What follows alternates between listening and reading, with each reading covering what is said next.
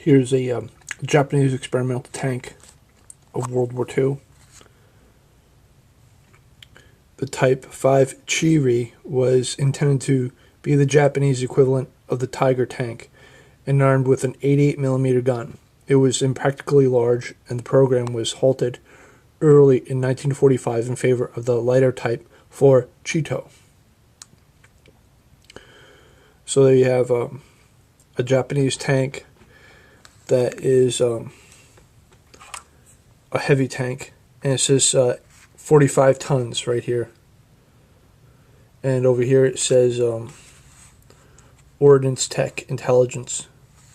Here's a drive sprocket. There's bogies, rear sprocket.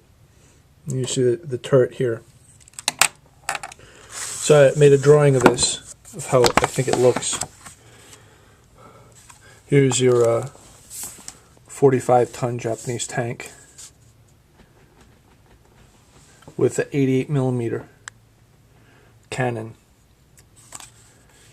And then incidentally we have some Japanese with a NC tank.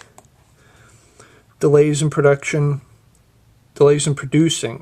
the Type 89 led to the purchase of Renault NC tanks from France. These were used by Captain Shigami's second independent tank company during the Shanghai incident in February 1932. Their fragile suspension led to a quick retirement. You can see the very fragile suspension of the NCs. There's the Japanese troopers, I presume. And here's a Japanese half-track that the Americans let exist after World War II. Only a few Japanese armored vehicles survived the U.S. demilitarization program of 1945. It was usually the unarmed types that were turned over for reconstruction purposes, such as this modified Type 1 Hona half-track in use in Tokyo in October 1946. Its rear armored compartment was cut off and replaced by a more useful work bed. So you see there's a work bed, and there's that half-track component, and there's a Japanese fellow there. There's another guy there. And there's a cab front.